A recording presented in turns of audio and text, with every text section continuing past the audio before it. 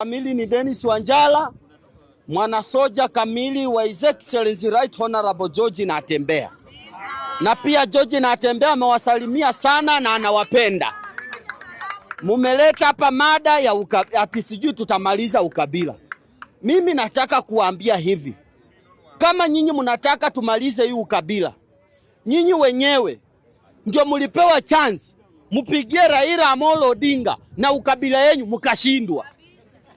Sasa hii mnakuja hapa ati tumalize ukabila juu mnajua na Ilotu wenyu anaenda nyumbani. Atumalizi. Sisi tumesema hivi.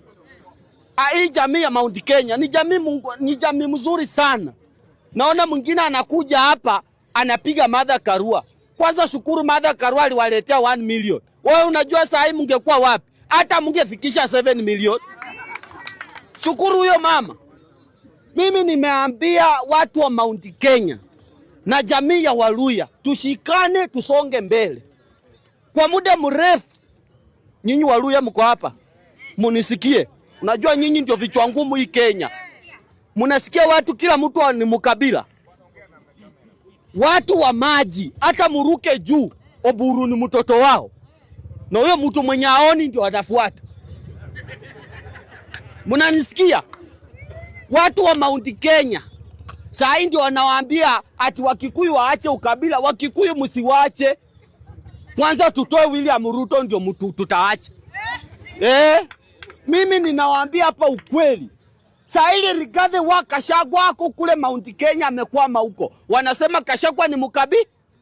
Gladys Wanga akihubiri maneno ya ODM ikwe Nyanza, hiyo sio ukabila.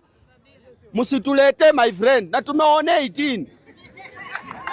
Na nyinyi ni watu kidogo sana Kenya hii.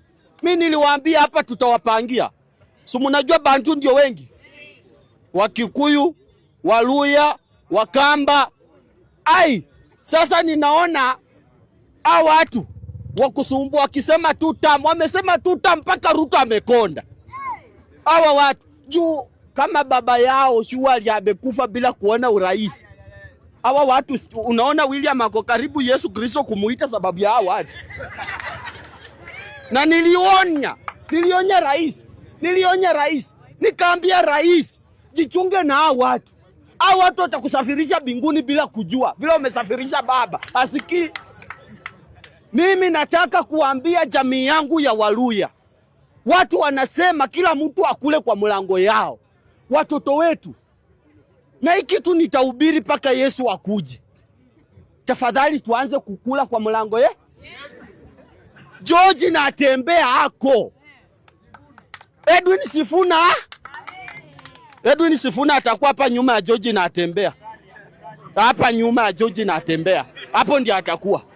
Alafu tusonge Sababu ya nini ninawaambia hivyo watoto wetu? Unajua watu wamekuwa kichukua Waluya kuwa watu wajinga sana. Saa hii angalia Fred Matiang'i. Wakisi ambao wako 600,000. Ati anaenda kwa meza kudiscuss issue ya nchi. Imagine. Angalia Wajaluo wenye wako 700,000 hawezi pitisha baba. Ako kwa meza anaenda kuongea maneno ya Wajaluo. Wakikuyu ambayo wako 8 million wanaenda kwa meza. Sisi Waluya nani alituroga watoto wetu? Nawaomba muache hii tabia tafadhali.